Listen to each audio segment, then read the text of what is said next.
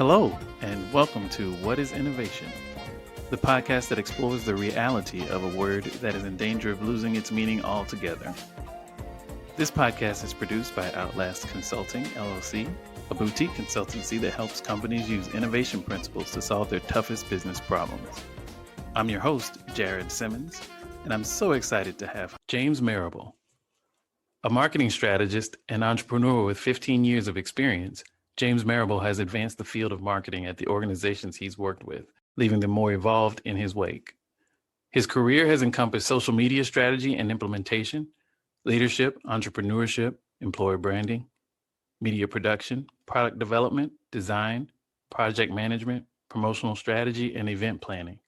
A native of Dayton, Ohio, James launched his career as a marketing project manager after attending the University of Cincinnati, leading the execution of numerous national campaigns and product launches at various advertising agencies throughout his adopted home of Cincinnati. James, welcome to the show, my friend. Thanks for having me, Jared. It's a pleasure to be here, to be able to sit down and talk to you. It's been a little while, so excited to catch up. Yeah, it has been a while. I shamelessly using this podcast to connect with some of my favorite people that I've fallen out of touch with. So I'm excited to connect today. Yeah, definitely. No, it's a great way to do it. Yeah. On the record. Yeah, exactly. So let's dive right in, man. Tell me, what is innovation? Innovation, to me, it's pretty simple, to be honest. It's seeing a gap and filling it. And that can manifest itself in many different ways. Mm-hmm. But at the end of the day, you want to be able to identify something, some need or experience or what have you that isn't being met, and then coming up with a better and more efficient way to kind of fill that hole. Mm-hmm. Tell me about gaps. What do gaps look like? Right now, we're in a time where there's an actual need that we're seeing from from an institutional level around diversity. Right. But this gap has been there, obviously since the founding of our nation, Exactly. Literally. Yes. But and it's taken a long time for a lot of eyes to see that. But for those these innovators or with innovative thinking that are trying to figure out ways that you can provide more opportunities, or kind of come up with a way to to allow persons of color to kind of see through the forest, and to be able to have their own business, or to be able to invest in in various markets or in real estate or what have you. Those are gaps, Mm-hmm. to a degree. And it's just like, how can, someone or, some organization, just kind of come up with a better way to do things. Yeah. And I like that you talked about, identifying the gap and then closing it. That can happen over different time horizons, right? I mean, yeah. There's a gap that's existed since 1619, and it's not closed, but there's a lot of small steps that people are taking in the grand scheme of things to try to close that, not only for African Americans but for people of color in general. And I think innovation itself sometimes is a bit of a gap for companies, and also for people of color when they're kind of looking at how to be successful in the business world. For certain. I mean, if you think about from a large corporate perspective, there are ways that the world works at a at the ground level. Let's say persons like us, just regular people, right? Certain things that we do that if you're in the ivory tower and you're making a wonderful living, and your life is is been unaffected by let's say COVID right now, or because or through institutional racism or whatever, right. You're a little bit blind to how things actually work, and there can be a person that can step in that is actually living this, or is actually really seeing like that there's that there's another gap, there's an underserved population, or there's this company could be making money doing X, Y, and Z, but they're not, because they don't even know that this is a thing. It takes that kind of innovative thinker to say, hey, there's a gap here. We need to be doing this. We need to be empowering more people. We need to be providing these services for for this community, or these persons who are looking to spend money, so to speak. Yeah, no, that's right. From that perspective. Right. Yeah. I think the other element of what you're describing that jumps out is, when you talk about a gap, you have to be able to see both sides of it to know how big it is. Exactly. Right. And I think there's an element of how you work, how you will go about things, and how show up every day that is very authentic, but also, you have the ability to meet people where they are, even if they have differing viewpoints. Yeah, exactly. And again, it takes that person that may see that gap to also be action oriented, because there are tons of people that call out what's missing or what could be done differently, or Right. how there's some sort of lack out there. But if they don't push forward to actually like make that change happen or to provide that service, then that's not innovation. Mm.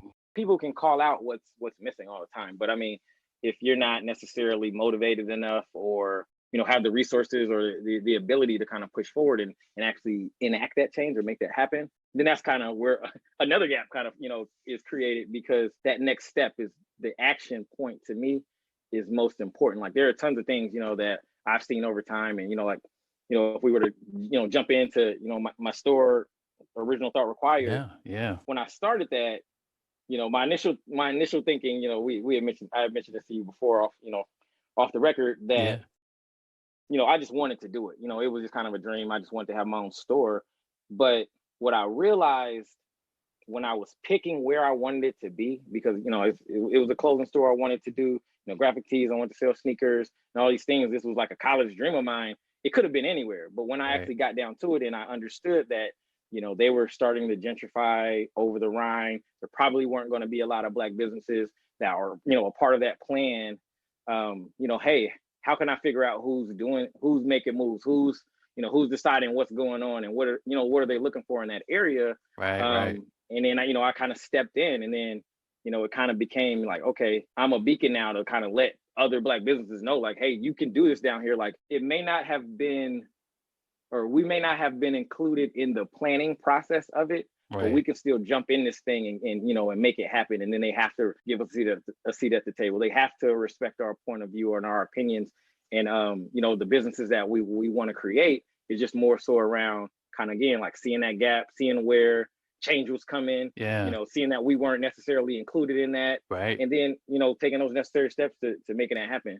Yeah, that's exactly right. And I was just thinking out loud about how, just for context, for people who don't know Cincinnati, over the Rhine is a part of town in Cincinnati that was in transition, as they like to say. And you opened a store in the middle of that transition. And I remember moving into the neighborhood in 2008, and there were a lot of businesses, homes, buildings being closed and shuttered and whatnot, and then repurposed. And the people that were reopening these stores didn't look like the people that lived in the neighborhood. Hmm. And so that's why one day I'm walking through the neighborhood, and I come across your store, and it was kind of one of those mind blowing moments where it's that just it didn't fit with everything else. It was this cognitive dissonance of this young guy, this young black guy, you know broke the you could literally look down the street, and it was Yeah. I'm sure you remember how it was, but coffee shops and clothing stores and all of these other things, but they were all owned by people who didn't look like the people that were displaced. And so to have you kind of break that visually and economically, I think was an important thing for people of color to see in that city, in that neighborhood, in that time period. Most definitely. Yeah. Tell me about what that store meant to you personally. Coming out of school, coming out of college, I wanted to have my own clothing store. I had been traveling, the country to, Hmm. to get all these, these unique pieces and all this different stuff. Like, if you know me, like, I'm literally a shopaholic. I have a ridiculous amount of clothing shoes, like, to this day. Like, it's just crazy. So really, I just, I wanted to have my own store because that's what everybody knew me for. So I knew, like, my personal brand was that, I'm a stylish person, and I had always been, I had this entrepreneurial spirit. So I'm like, I'm gonna do this. Yeah. And when I really got into it, decided where I wanted it to be, started really like laying that groundwork. Um, I realized that there were going to be some serious sacrifices that I had to make in my life to make this thing happen. Mm. So, in this process, I was living down in that area as well, in a rehab loft that was, Yeah. way more money than I should have been spending on it. And, Yeah. kind of doing, like living that young corporate, Yep. professional life or whatever. Yes. I realized like I can't have this business, quit my job and stay in this apartment. So it was like, all right, well, I'm going to, when my lease is up, I'm moving out, and I signed a lease for the place, and I was kind of staying in the back, in the back room of that, staying with my girlfriend at the time, staying with, with friends and family and what have you, Yeah. until like I could get back, on solid ground. It took Right. me another 6 months, after we opened, like, all right, now, I'm in a place I can, I can support myself and, and do these things. But Yeah. it's like just that, like, and I could go on and on about various sacrifices, but like that bonded me with that place. So it Right. really mattered to me, how that business worked, how things would go. Then I started meeting people, my very first intern, Markeith Harris, I'm gonna name him. He was, 19 years old, fresh out of high school, didn't really know what he wanted to do with himself, was very creative, was into music. And he found out about the store just on Twitter. Like, we had no Oh, wow. connection at all. Like, didn't know him Wow. from Adam. And he came down there, and I think I made a post about, if anybody I knew anybody that wanted to be an intern, like, send them my way. Well, he saw that tweet, and I don't even know how he was even following me at that time. Mind you, this is 2010. It's a long time ago. And Right. Yeah. but he was following me, and he came down to the store, like, hey, I'm interested in, in doing this. He had a little resume, was barely anything on it. Again, he just graduated high school, wasn't in school, just kind of trying to figure his life out. Brought him in, and just kind of started working with him, started training him up, started giving him just different viewpoints and ways to look at life. Now, like, we still talk all the time. He just recently graduated and got his bachelor's degree. Like, he was just like, it wasn't a dream of mine at the time, but I see, this is something I need in life. Like, he went back to school and he did his thing, and like stuff like that, like, just makes me proud. And just like, even with him, like, he's taken other roles and different jobs over the years, and really is progressed every year. Like, I just see him grow exponentially, and it's just crazy to me, like, a person like him. And like, I can go on and on. It's tons of people that come through, whether they were college students or musicians or artists. Yeah, I worked with someone who, her name is Tia. Tia, she was a mom. She was working at the Ford plant.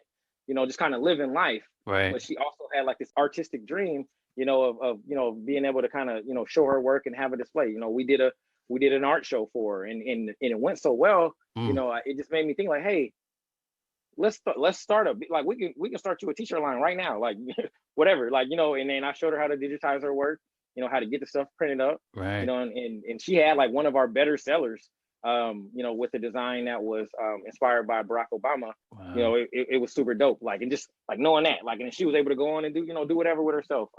There's t-shirt lines, Black owned in Cincinnati. I don't know who's all familiar, but Black owned is an apparel company. They've got their own store. They actually have a coffee shop now, Black Coffee. Those guys were just kind of selling t-shirts out of their trunk. Like, I recognized that and said, hey, come on in here. Like, let's do a pop-up shop for you guys. Let's shoot an electronic lookbook for you guys. Let's, let me carry your brand as well. Yeah. A couple years later, like, they were in position to own their own, like, to have their own store. Wow. So these kind of stories are the reason why, that store is so important to me in my development, I would say, because I've always been a leader. I've always, there's always been people around that have sort of gravitated to some of the things that I've done. But like, to actually like have this impact and be able to look back, like, I closed the store June of 2016. Oh, okay. To this day, like, I still see people wearing the clothes. I go out, like, people are coming up to me, talking to me about, experiences that they've had at the shop, Yeah. and they were there when they were 16, and now, now they're in their late 20s, or, they were in college and now they're, 30 plus years old. Like, it's just near and dear. I mean, Yeah. I really cut my teeth in that place. It was something that I didn't do it on a whim, but it wasn't with the intention that it was going to be what it was. I just thought I was going to have a store. Right. I didn't Right. realize what it was going to mean to other people. I was going to inspire other people. But once I caught on to like what was happening in real time, it really pushed me to kind of make it even more than just a store, just this place where people can come and hang out and drink, cheap wine or whatever on Friday night. Like, Right. it just really, it just really became a space and and sort of my calling card, if you will. Yeah, yeah. I mean, it's the first thing that comes to mind when I think of you. I think of James. I think original thought required, Hmm. and you and I, we've volunteered together, we've done other things together, but that to me is a big part of your identity in my mind, and I do know that it served a bigger purpose in the community, and it sounds like it served a bigger purpose in your life. Hmm. And that's the kind of thing that to me is a hallmark of a truly innovative endeavor, is that Hmm. its impact is greater than the sum of its parts. You close gaps that you didn't even see. Right. And Which is that's crazy yeah. in And that's itself, crazy. Yeah, yeah. It's important, and it's one of those things where like you use the phrase real time. I mean, when we're going about our day-to-day lives, you're running your store trying to sell sneakers and keep the lights on and everything, and opportunities are coming in and out of your door to influence people, to help people, to change lives and all those things, and not everybody has their head up to see those opportunities and take advantage of them. And so I think it's important that you did, because it wasn't like you had a cushy corporate job to fall back on. And if you spent 24/7 trying to figure out your own stuff, nobody would fault you for it. right. So I think it's important. That also highlights everybody's in a position to think in an innovative way and to be helpful to someone else, and to help other people solve their problems as well. Most definitely. I mean, even the name, Yeah. original thought required. I mean, it was a play on the neighborhood, OTR, Right. Yeah. over the Rhine, but Yeah. original thought required, like the whole point of the store is to come in here, see new things. Like, don't be hampered by, these brands that you already know. Like, everybody that we carried was like an up and coming brand, created by a person, Right. so to speak, like, Yeah. where this was their thing and they're trying to make something else happen. And I wanted people to be able to come in and see, like, oh wow, maybe I could sell stuff in here, or maybe, I just really like this shirt. I just really like this, this sweatsuit, and I'm gonna buy it, not because this name on it necessarily makes me cool. Right. I'm buying it because it's dope. Yeah. And that's like my whole thing is just like people being able to kind of think outside of the box, if that makes sense. And it was actually like one of my first designs. It was like a square and it had original thought required, around the box, and then OTR at the bottom, Oh yeah. four corners, Yep. four sections. But it's like that's where we were coming from all along. Yeah, that's beautiful. How do you think that that mindset and that way of thinking that spawned the store? How do you think that comes into play in your corporate world today? In my corporate roles that I've had, and Mhm. especially post OTR, it was more so, or it more so comes out in a sense that I try to not get hampered down by what we've always done.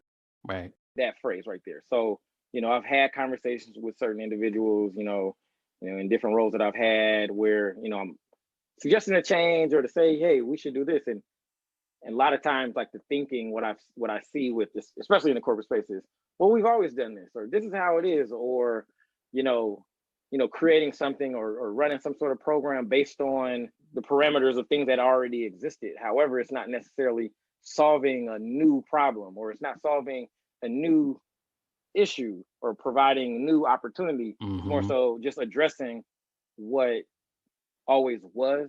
Right. That's not innovative. Like, if I was to say Yep. what innovation isn't, is putting a different name on something that already exists. Like, literally, like that. And that is what you find in a lot of corporate space. Yes, Like, sir. people don't want people don't want to risk their jobs. People don't want to, try something new and then Yep. fail at it, and then they're reprimanded, or they don't get that promotion, or they don't bonus out, and when the Yep. year, when it's time for that. So it That's kind right. of makes you step back and just kind of go with the status quo. That's such a great point. Yeah, you're incentivized to put more effort into making something look innovative or look Yep. new and different, Yep. than in actually taking a risk to create something new and different that might solve a different problem.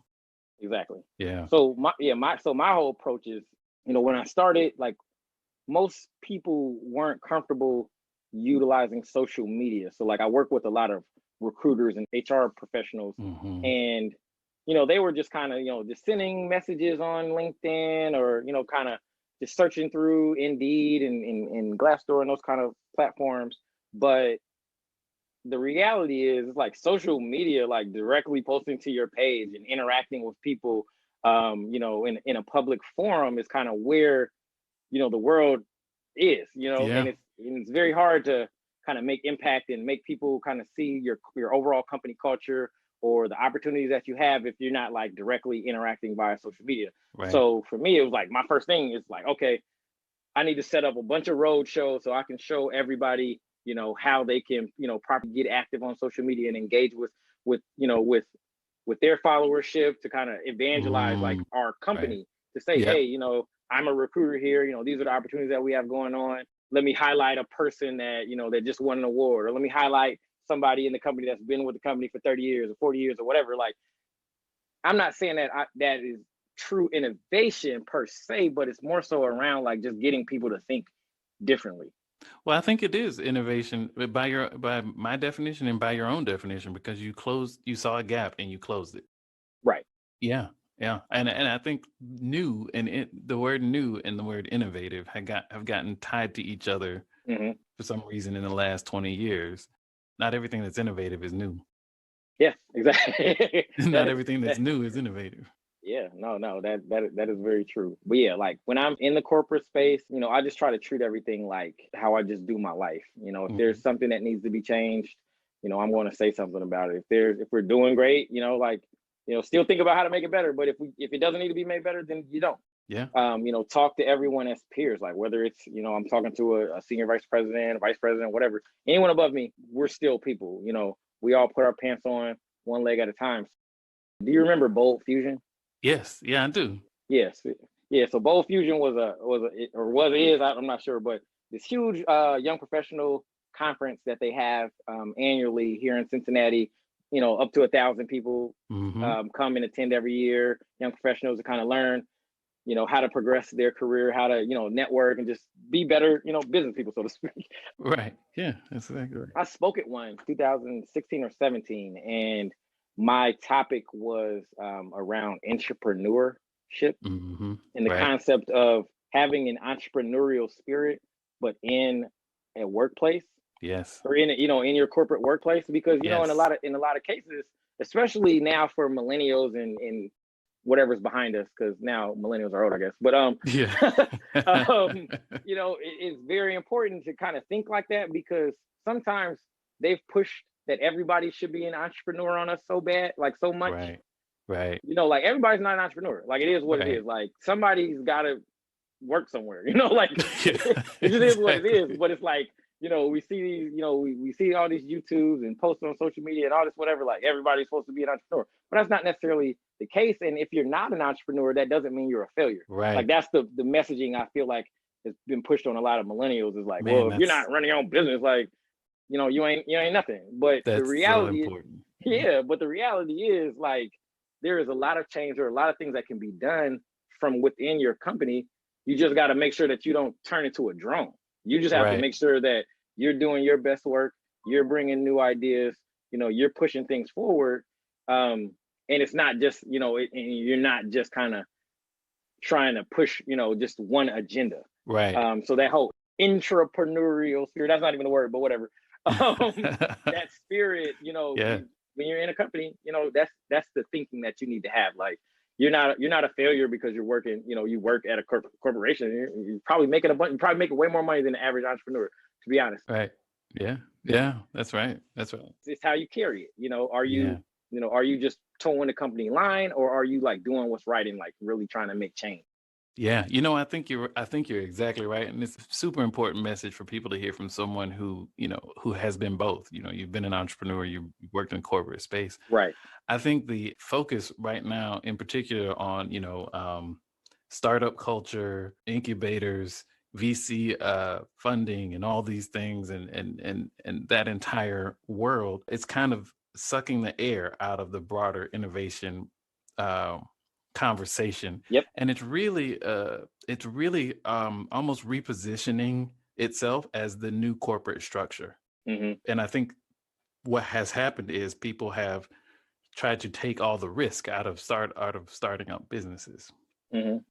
And in the pursuit of that, because to your point right now, if you don't have your own business, you're not trying, right? Right. It's, and that is, I think it's ridiculous. Yeah, it And is. so, and so I'm so glad to hear you say that and bring that up and say it out loud, because, you can listen to 1,000 podcasts. You're not going to hear that 5 times. I've literally never heard anybody say it other than me and maybe it's because I've done both, Yeah. maybe Yep. it's because I've been very successful on one side and very like I've been successful on both ends. Both sides. I've Yeah, done for bad sure. on both sides too. So it's like, Yeah. I get the full thing, and I've, from over the years, just so many conversations that I've had with various individuals that have, aspirations to be, their own boss or start a business or whatever, like, whatever, what have you. Hmm. I started to realize, like, some of these people, like, they're not entrepreneurs. It's like, you're Right. not autonomous. Like, you like to sleep all day. You like to, Right. you're waiting for direction, or you're timid, or you don't, like, there's certain Yeah. just qualities that you can't make somebody be like that. Like, they're either assertive or they're not. And it's like, sometimes I feel like individuals that really aren't suited to be entrepreneurs get really down on themselves, that they're working a job or whatever, instead of like realizing that you can max out in this role. Like, you can Hmm. jump companies, you can do whatever. Like, that, Yep. there's so many ways that you can find fulfillment within, in a space.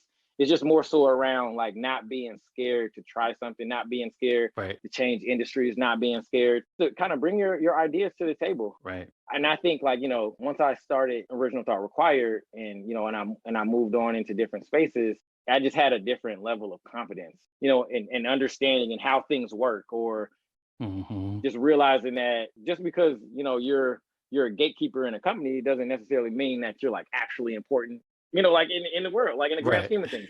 You watch those videos where the dad comes home, he's all mean to everybody and stuff like that. That's because he's at work, like, unfulfilled.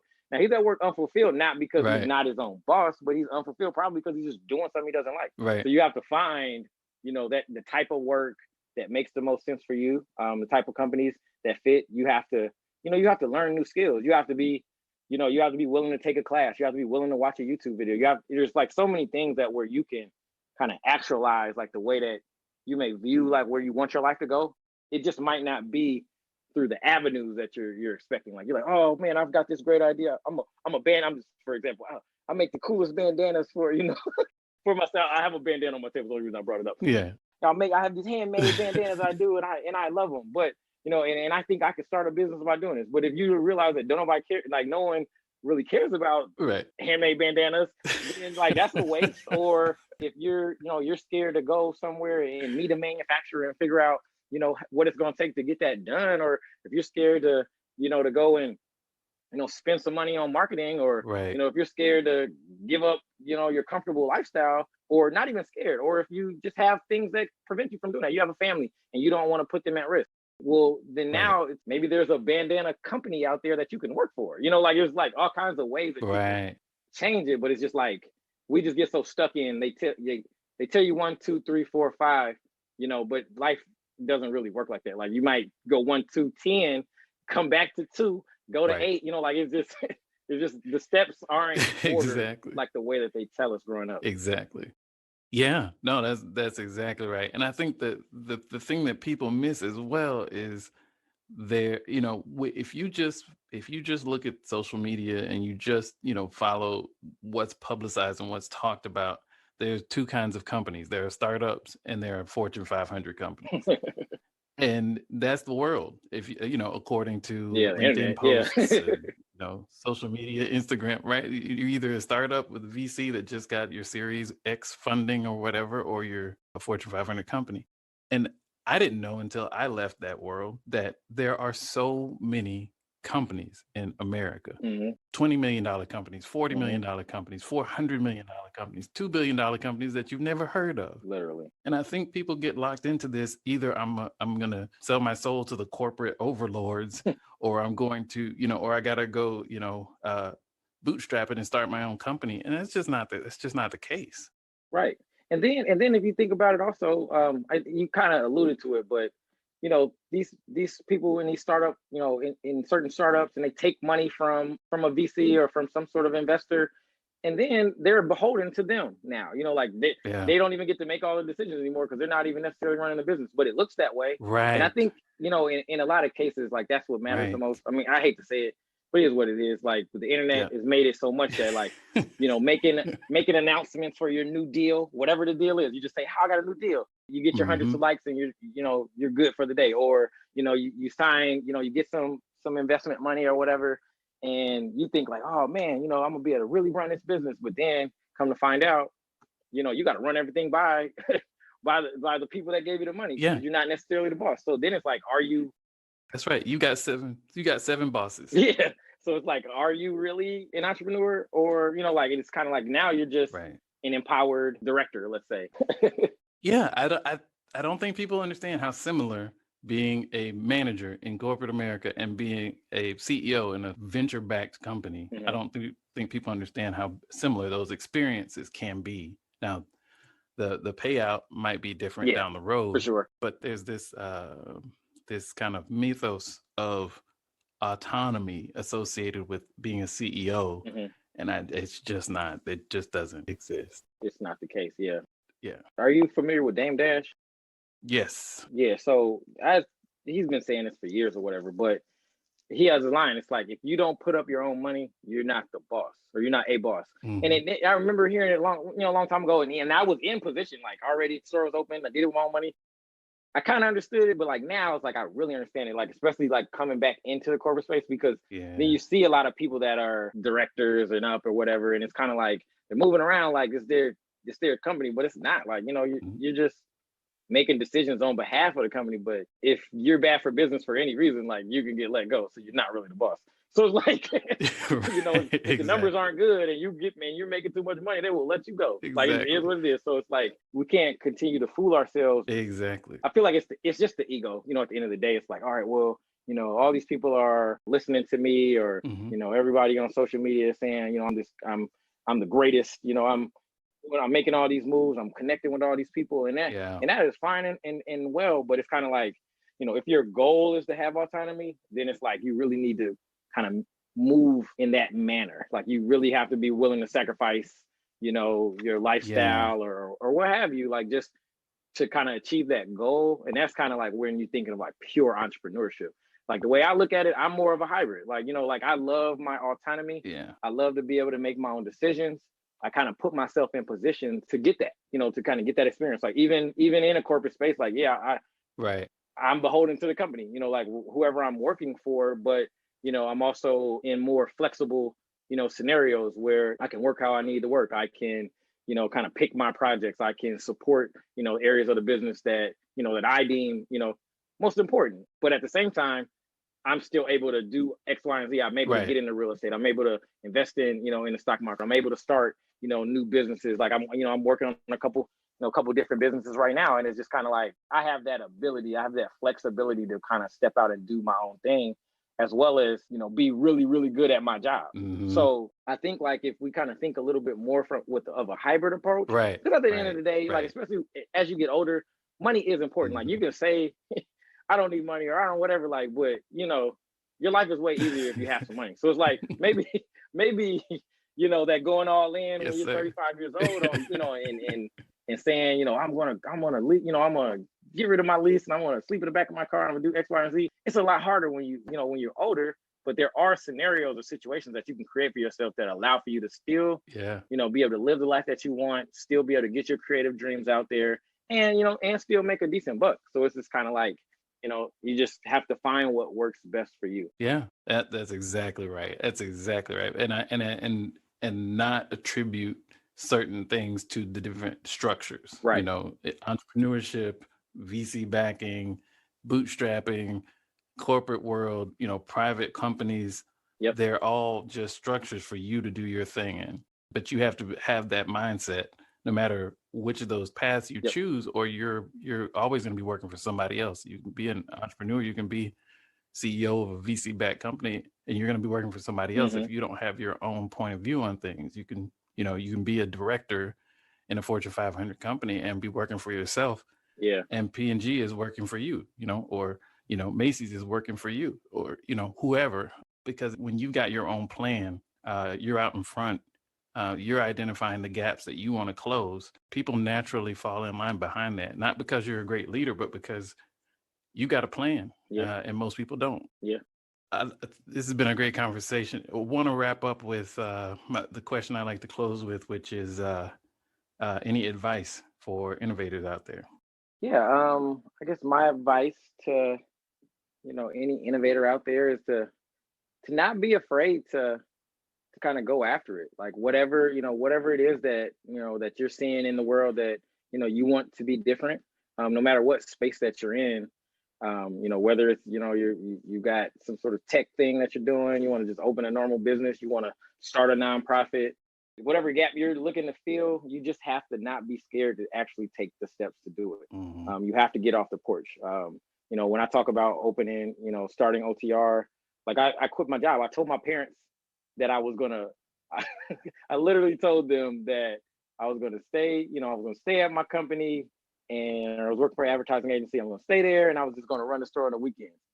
Like I kept that story up for like 9 months until like they realized, like, oh man, you quit your job, and they're just parents. They want the best for you. They want you to be safe or whatever. Right. But I had to jump out the window, like, in order to do what I needed to do. And at that point in my life. Yeah.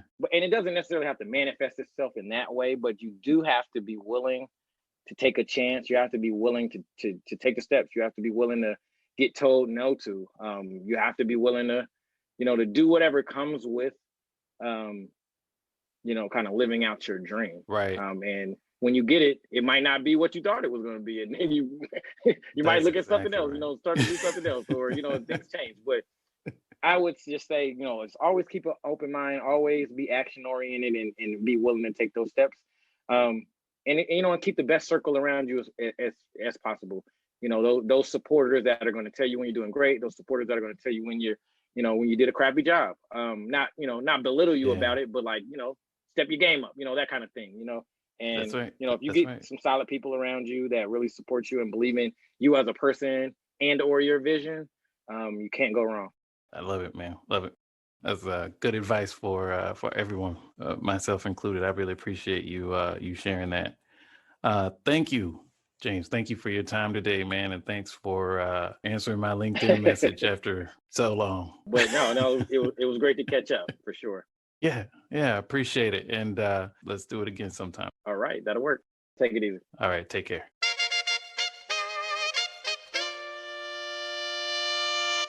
We'd love to hear your thoughts about this week's show. You can drop us a line on Twitter at Outlast LLC, OUTLAST LLC, or follow us on LinkedIn where we're Outlast Consulting. Until next time, keep innovating, whatever that means.